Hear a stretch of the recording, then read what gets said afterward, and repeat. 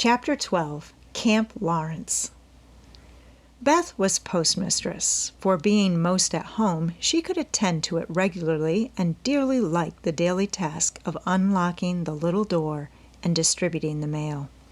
One July day she came in with her hands full and went about the house leaving letters and parcels like the penny post. "Here's your posy, Mother. Laurie never forgets that," she said, putting the fresh nosegay in the vase that stood in Marmy's corner and was kept supplied by the affectionate boy. "Miss Meg March, one letter and a glove," continued Beth, delivering the articles to her sister, who sat near her mother stitching wristbands. "Why, I left a pair over there, and here is only one," said Meg, looking at the gray cotton glove. "Didn't you drop the other in the garden?" "No, I'm sure I didn't, for there was only one in the office." "I hate to have odd gloves. Never mind, the other may be found. My letter is only a translation of the German song I wanted. I think Mr. Brooke did it, for this isn't Laurie's writing." Mrs. March glanced at Meg, who was looking very pretty in her gingham morning gown, with the little curls blowing about her forehead, and very womanly, as she sat sewing at her little work table, full of tidy white rolls, so unconscious of the thought in her mother's mind as she sewed and sung, while her fingers flew and her thoughts were busied with girlish fancies as innocent and fresh as the pansies in her belt, that Mrs. March smiled and was satisfied.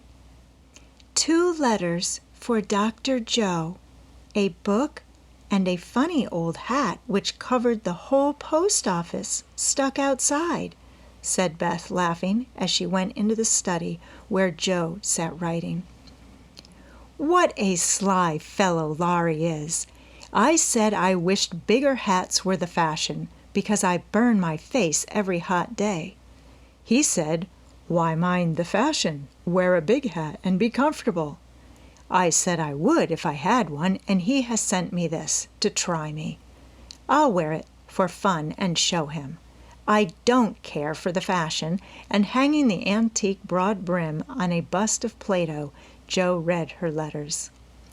One from her mother made her cheeks glow and her eyes fill, for it said to her, "My dear, I write a little word to tell you with how much satisfaction I watch your efforts to control your temper. You say nothing about your trials, failures, or successes, and think, perhaps, that no one sees them but the friend whose help you daily ask, if I may trust the well-worn cover of your guidebook. I, too, have seen them all, and heartily believe in the sincerity of your resolution, since it begins to bear fruit. Go on, dear, patiently and bravely, and always believe that no one sympathizes more tenderly with you than your loving mother." "That does me good. That's worth millions of money and pecks of praise. Oh, Marmee, I do try. I will keep on trying and not get tired, since I have you to help me." Laying her head on her arms, Jo wet her little romance with a few happy tears, for she had thought that no one saw and appreciated her efforts to be good, and this assurance was doubly precious, doubly encouraging, because unexpected, and from the person whose commendation she most valued. Feeling stronger than ever to meet and subdue her Apollyon, she pinned the note inside her frock as a shield and a reminder, lest she be taken unaware, and proceeded to open her other letter, quite ready for either good or bad news. In a big dashing hand, Laurie wrote, "Dear Joe, what ho! Some English girls and boys are coming to see me tomorrow, and I want to have a jolly time. If it's fine, I'm going to pitch my tent in Longmeadow and row up the whole crew to lunch and croquet. Have a fire, make messes, gypsy fashion, and all sorts of larks. They are nice people and like such things. Brooke will go to keep us boys steady, and Kate Vaughn will play propriety for the girls.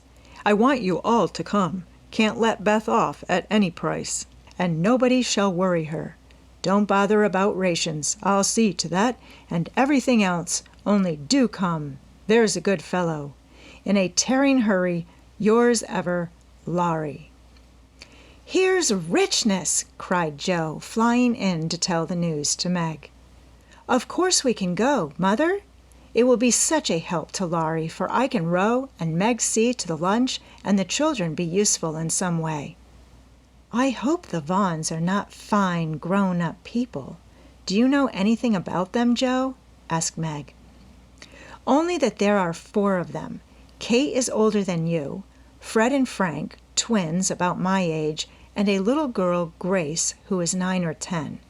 Laurie knew them abroad and liked the boys. I fancied from the way he primed up his mouth in speaking of her that he didn't admire Kate much. I'm so glad my French print is clean. It's just the thing, and so becoming, observed Meg complacently. Have you anything decent, Joe?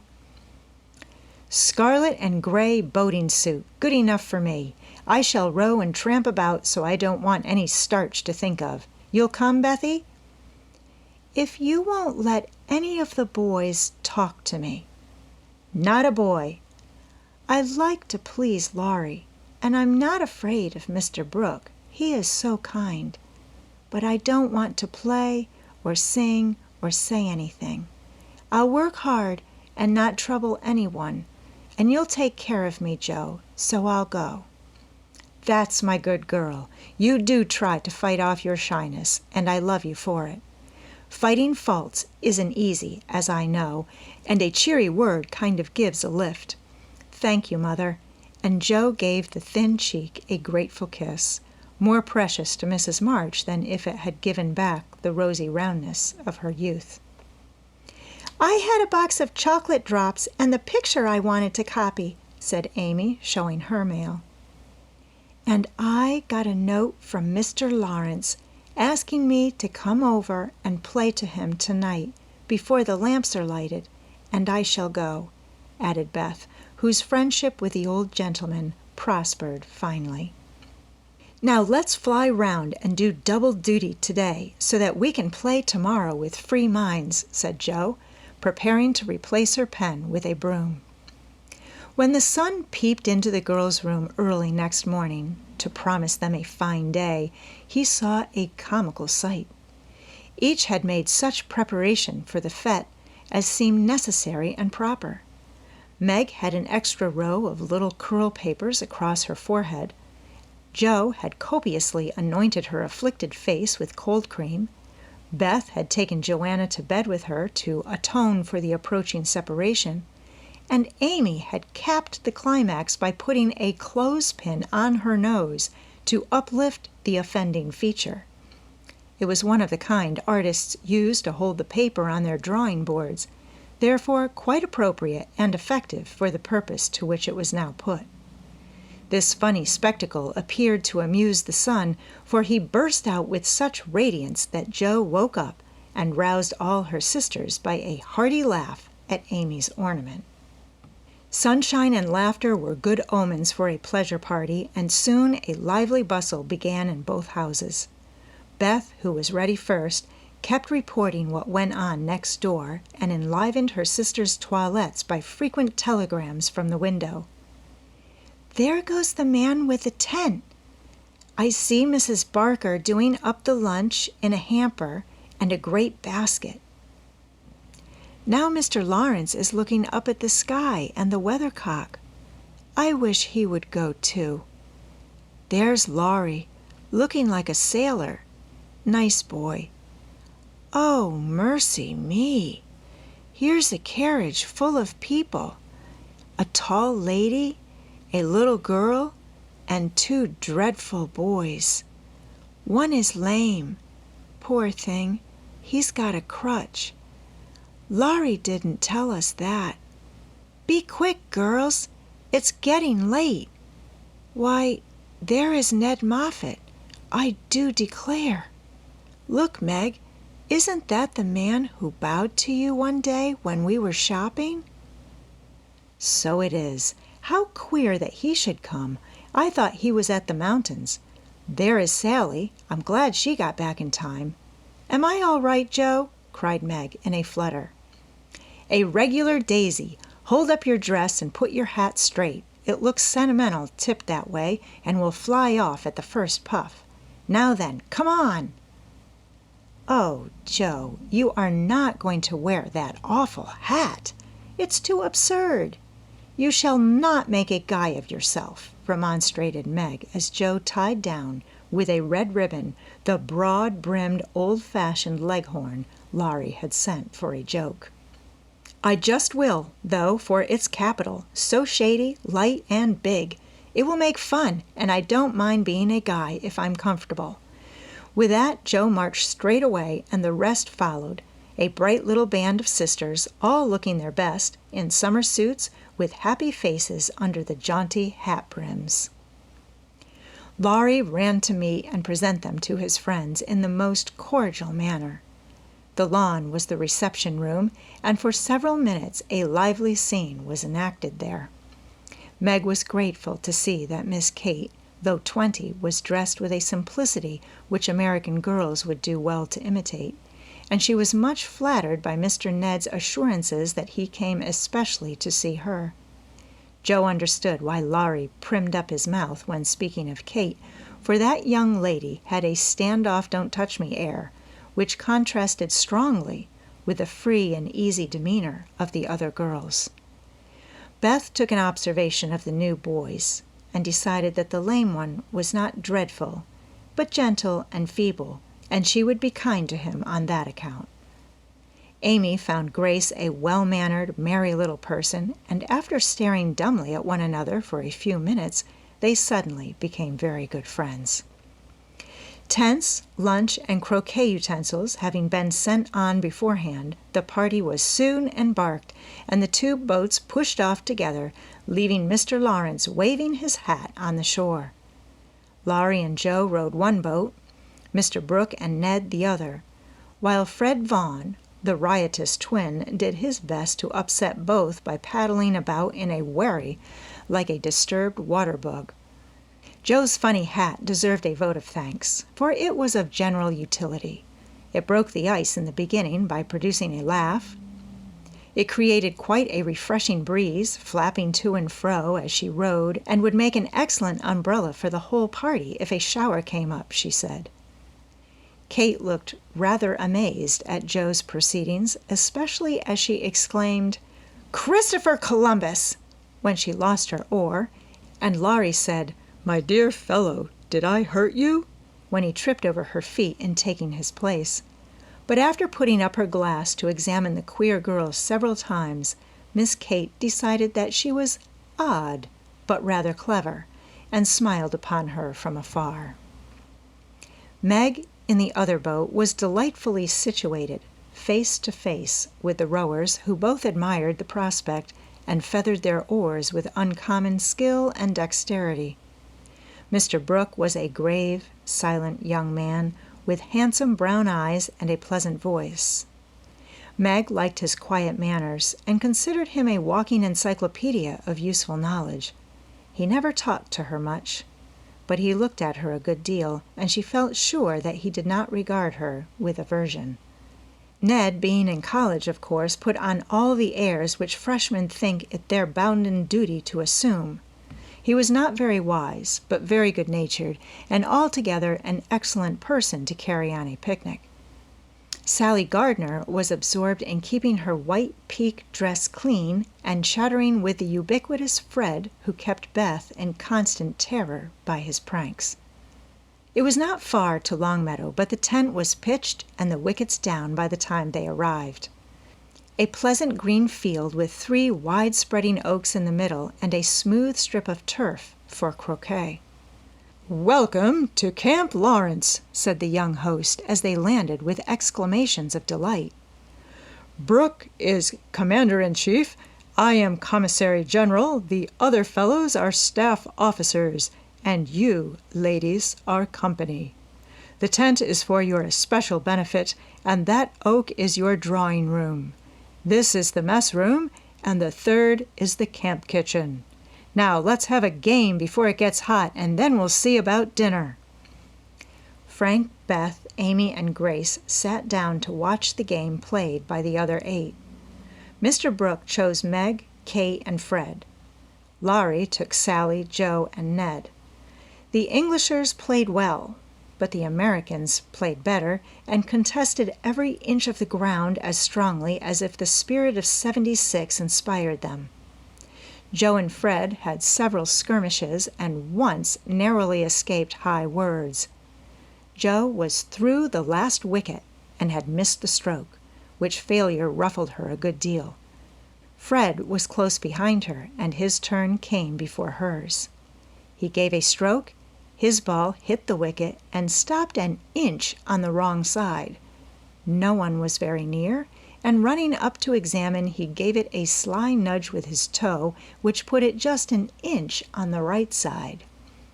"I'm through. Now, Miss Joe, I'll settle you and get in first," cried the young gentleman, swinging his mallet for another blow. "You pushed it. I saw you. It's my turn now," said Joe sharply. "Upon my word, I didn't move it. It rolled a bit, perhaps, but that is allowed, so stand off, please, and let me have a go at the stake." "We don't cheat in America, but you can if you choose," said Joe angrily. "Yankees are a deal the most tricky, everybody knows. There you go," returned Fred, croqueting her ball far away. Joe opened her lips to say something rude, but checked herself in time, colored up to her forehead, and stood a minute, hammering down a wicket with all her might, while Fred hit the stake and declared himself out with much exultation. She went off to get her ball, and was a long time finding it among the bushes.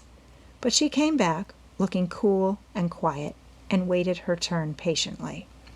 It took several strokes to regain the place she had lost, and when she got there, the other side had nearly won, for Kate's ball was the last but one and lay near the stake. "By George, it's all up with us. Goodbye, Kate. Miss Joe owes me one, so you are finished," cried Fred excitedly as they all drew near to see the finish.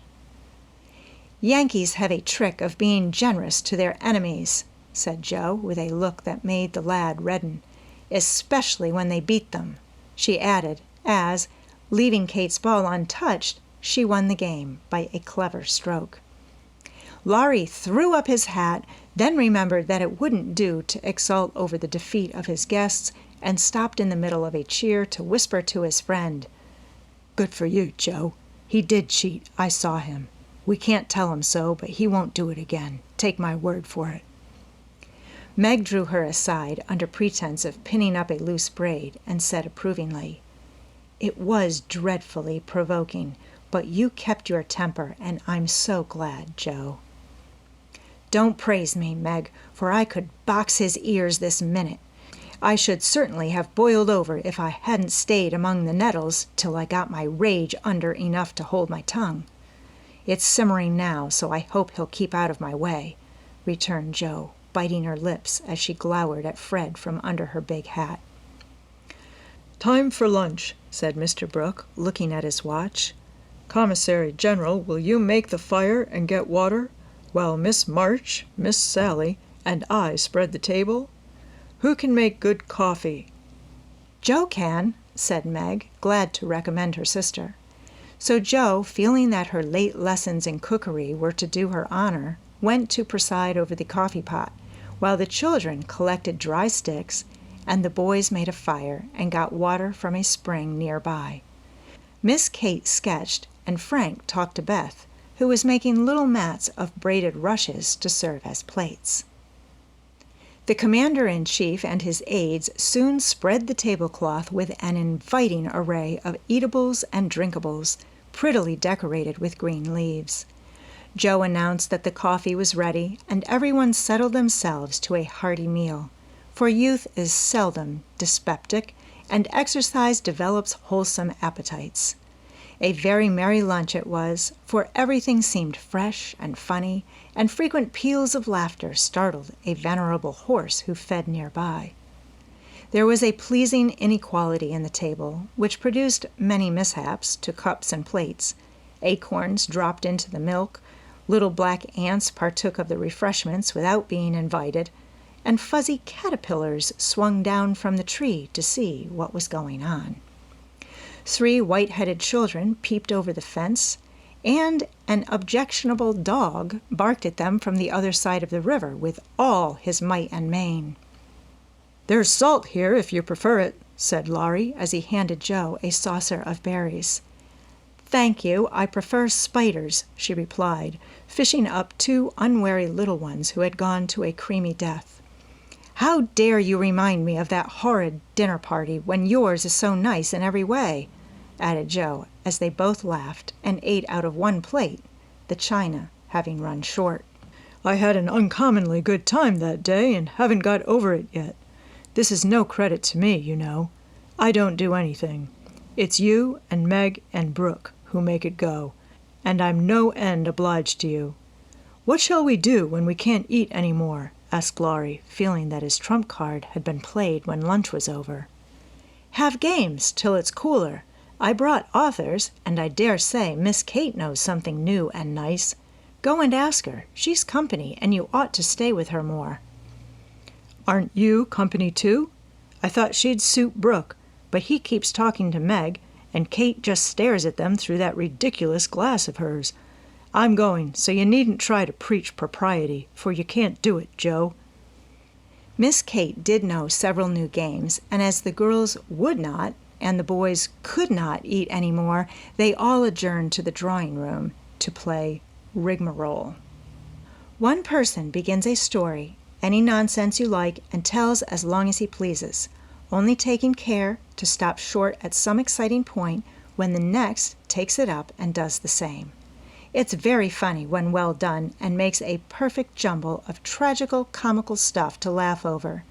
"Please start it, Mr. Brooke," said Kate, with a commanding air which surprised Meg, who treated the tutor with as much respect as any other gentleman.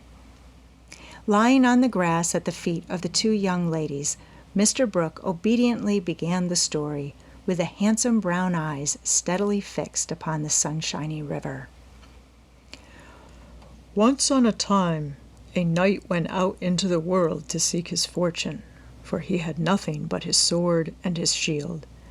He traveled a long while, nearly 28 years, and had a hard time of it, till he came to the palace of a good old king, who had offered a reward to anyone who would tame and train a fine but unbroken colt, of which he was very fond.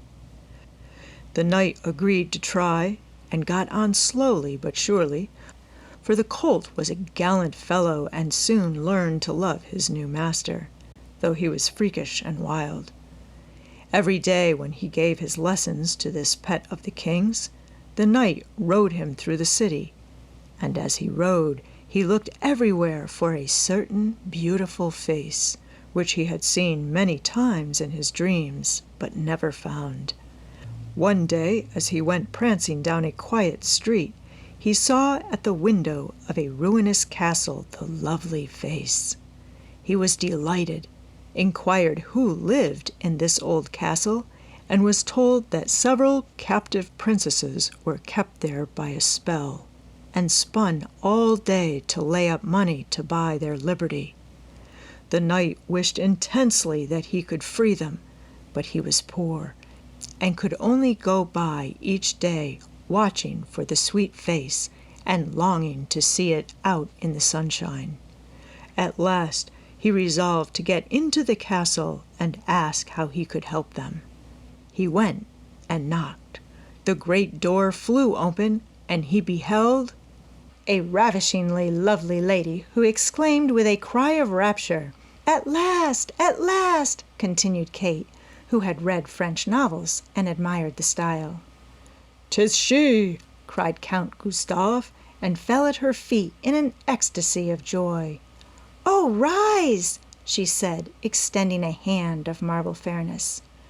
"Never, till you tell me how I may rescue you," swore the knight, still kneeling.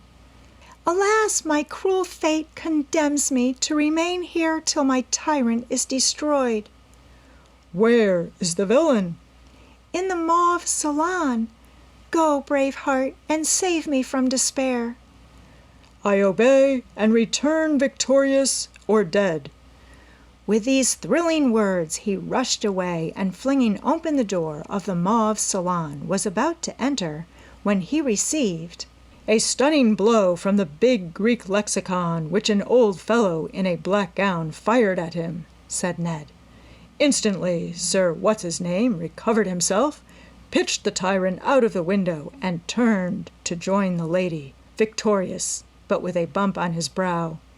Found the door locked, tore up the curtains, made a rope ladder, got halfway down when the ladder broke, and he went head first into the moat, 60 feet below. Could swim like a duck, paddled round the castle till he came to a little door guarded by 2 stout fellows, knocked their heads together till they cracked like a couple of nuts, then by a trifling exertion of his prodigious strength he smashed in the door, went up a pair of stone steps covered with dust a foot thick, toads as big as your fist, and spiders that would frighten you into hysterics, Miss March. At the top of these steps he came plump upon a sight that took his breath away and chilled his blood. A tall figure, all in white, with a veil over its face and a lamp in its wasted hand, went on Meg. It beckoned, gliding noiselessly before him down a corridor as dark and cold as any tomb. Shadowy effigies in armor stood on either side. A dead silence reigned. The lamp burned blue, and the ghostly figure ever and anon turned its face toward him, showing the glitter of awful eyes through its white veil. They reached a curtained door, behind which sounded lovely music. He sprang forward to enter, but the spectre plucked him back and waved threateningly before him a "Snuff-box," said Joe in a sepulchral tone which convulsed the audience. "Thank'ee," said the knight politely, as he took a pinch and sneezed 7 times so violently that his head fell off. "Ha, ha!" laughed the ghost, and having peeped through the keyhole at the princesses spinning away for dear life, the evil spirit picked up her victim and put him in a large tin box where there were 11 other knights, packed together without their heads like sardines, who all rose and began to "Dance a hornpipe," cut in Fred, as Joe paused for breath, and as they danced the rubbishly old castle turned to a man-of-war in full sail. "Up with the jib, reef the topsail halyards, helm hard a-lee, and man the guns," roared the captain, as a Portuguese pirate hove in sight with a flag black as ink flying from her foremast.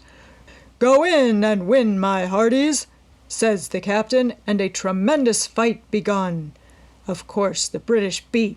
They always do. "No, they don't," cried Joe aside.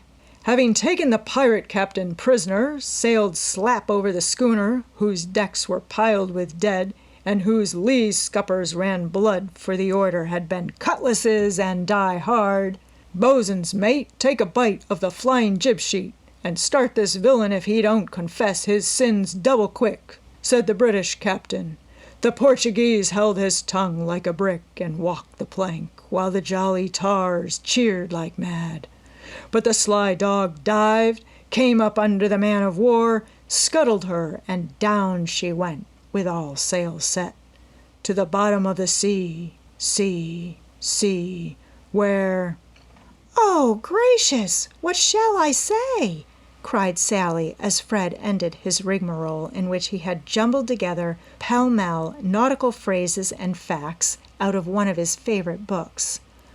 "Well, they went to the bottom, and a nice mermaid welcomed them, but was much grieved on finding the box of headless knights, and kindly pickled them in brine, hoping to discover the mystery about them. For being a woman, She was curious.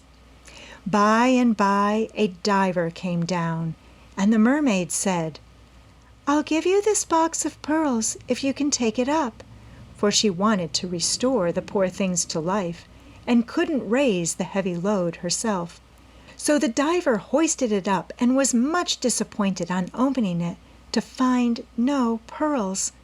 He left it in a great lonely field, where it was found by a little goose girl who kept 100 fat geese in the field, said Amy when Sally's invention gave out. The little girl was sorry for them and asked an old woman what she should do to help them. "Your geese will tell you. They know everything," said the old woman. So she asked what she should use for new heads, since the old ones were lost, and all the geese opened their 100 mouths and screamed. "Cabbages," continued Laurie promptly. "Just the thing," said the girl, and ran to get 12 fine ones from her garden. She put them on. The knights revived at once, thanked her, and went on their way rejoicing, never knowing the difference, for there were so many other heads like them in the world that no one thought anything of it. The knight in whom I'm interested went back to find the pretty face, and learned that the princesses had spun themselves free, and all gone to be married, but one. He was in a great state of mind at that, and mounting the colt, who stood by him through thick and thin, rushed to the castle to see which was left. Peeping over the hedge, he saw the queen of his affections picking flowers in her garden.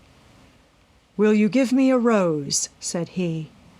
"You must come and get it. I can't come to you. It isn't proper," said she, as sweet as honey.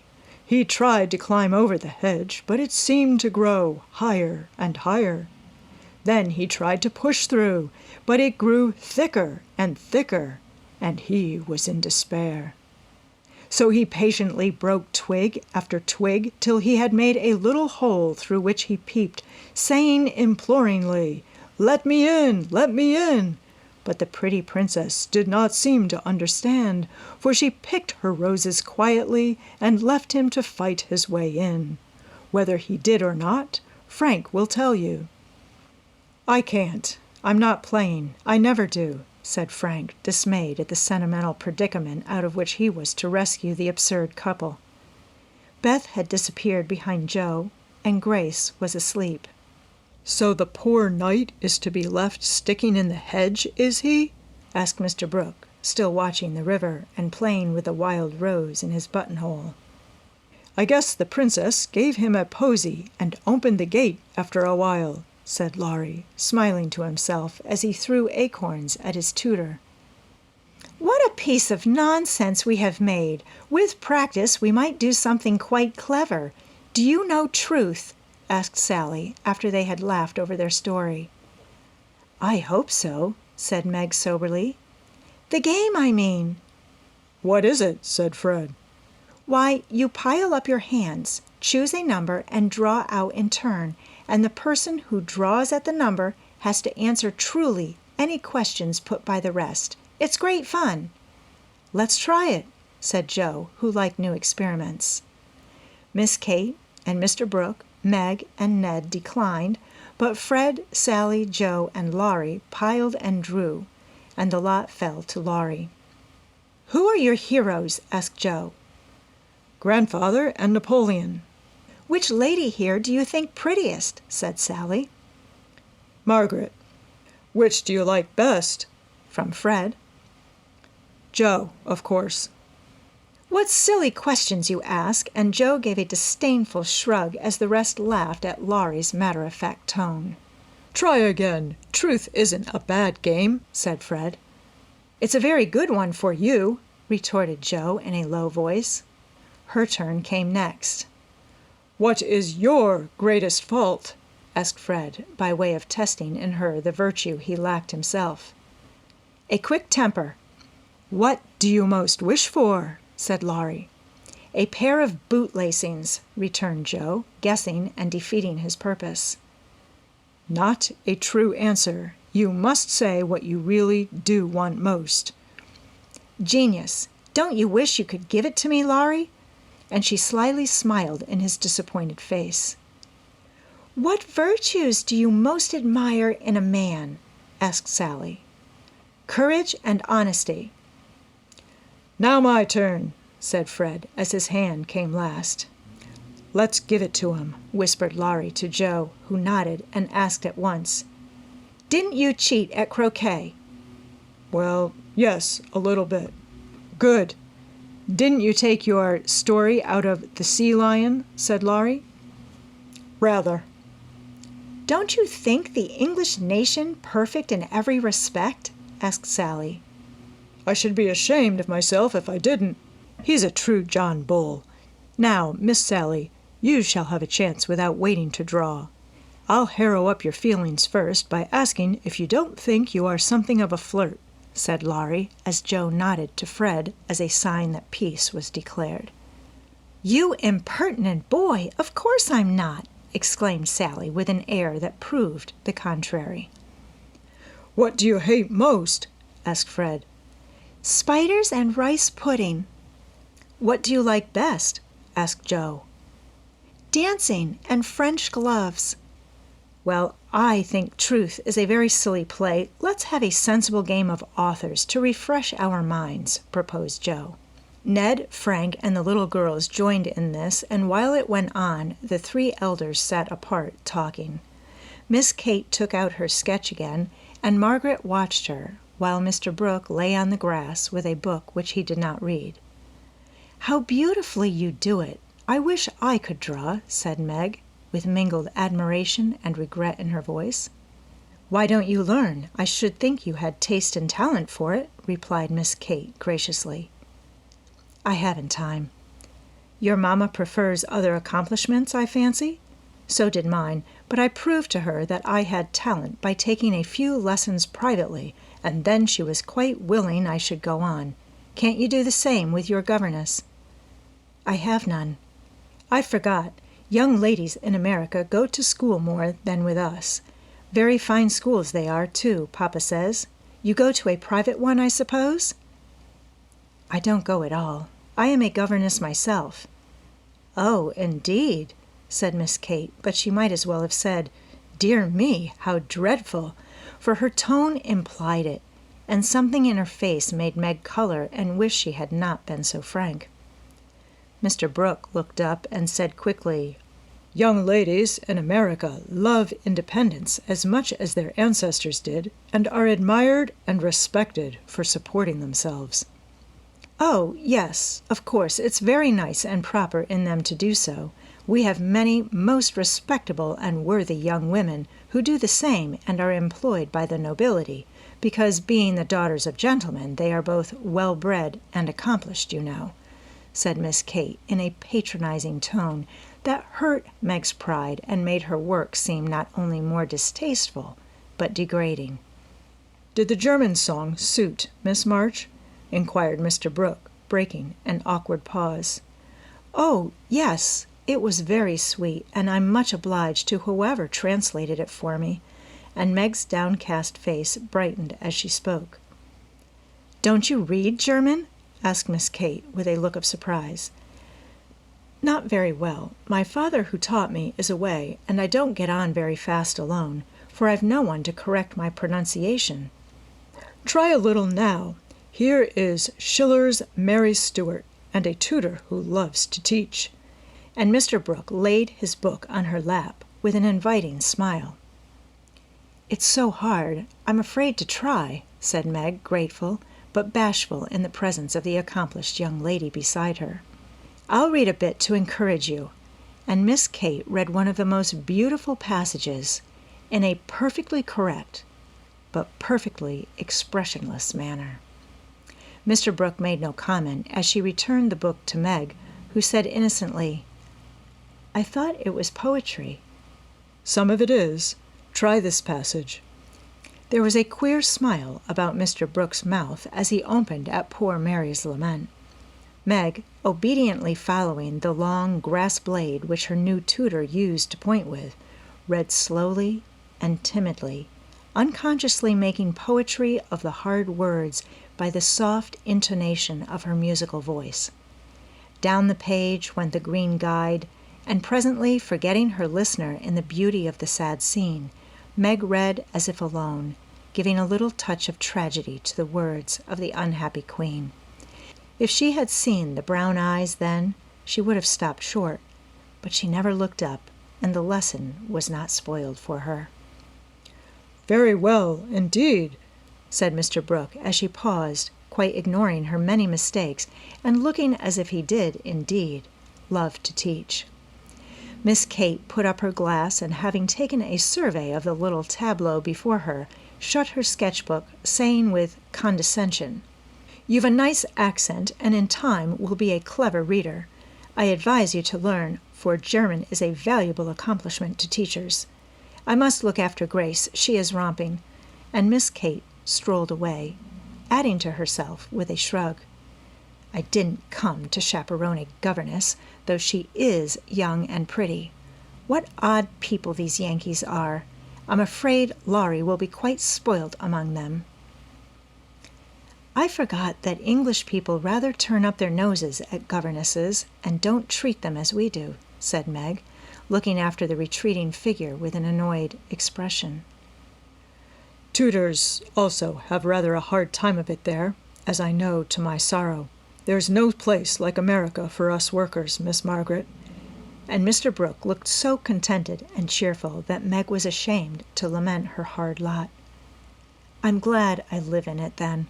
I don't like my work, but I get a good deal of satisfaction out of it after all, so I won't complain. I only wish I liked teaching as you do." "I think you would, if you had Laurie for a pupil. I shall be very sorry to lose him next year," said Mr. Brooke, busily punching holes in the turf. "Going to college, I suppose?" Meg's lips asked that question, but her eyes added, "And what becomes of you?" "Yes, it's high time he went, for he is ready, and as soon as he is off, I shall turn soldier. I am needed." "I am glad of that," exclaimed Meg. "I should think every young man would want to go, though it is hard for the mothers and sisters who stay at home," she added sorrowfully. "I have neither, and very few friends to care whether I live or die," said Mr. Brooke, rather bitterly, as he absently put the dead rose in the hole he had made and covered it up like a little grave. "Laurie and his grandfather would care a great deal, and we should all be very sorry to have any harm happen to you," said Meg heartily. "Thank you. That sounds pleasant," began Mr. Brooke, looking cheerful again, but before he could finish his speech, Ned, mounted on the old horse, came lumbering up to display his equestrian skill before the young ladies, and there was no more quiet that day. "Don't you love to ride?" asked Grace of Amy as they stood resting after a race round the field with the others, led by Ned. "I dote upon it. My sister Meg used to ride when Papa was rich, but we don't keep any horses now, except Ellentry," added Amy, laughing. "Tell me about Ellentry. Is it a donkey?" asked Grace curiously. "Why, you see, Joe is crazy about horses, and so am I, but we've only got an old side saddle and no horse. Out in our garden is an apple tree that has a nice low branch, so Joe put the saddle on it, fixed some reins on the part that turns up, and we bounce away on Ellentry whenever we like." "How funny!" laughed Grace. "I have a pony at home, and ride nearly every day in the park with Fred and Kate. It's very nice, for my friends go too, and the row is full of ladies and gentlemen." "Dear, how charming! I hope I shall go abroad some day, but I'd rather go to Rome than the row," said Amy, who had not the remotest idea what the row was, and wouldn't have asked for the world. Frank, sitting just behind the little girls, heard what they were saying, and pushed his crutch away from him with an impatient gesture as he watched the active lads going through all sorts of comical gymnastics. Beth, who was collecting the scattered author cards, looked up and said in her shy yet friendly way, "I'm afraid you are tired. Can I do anything for you?" "Talk to me, please. It's dull, sitting by myself." answered Frank, who had evidently been used to being made much of at home.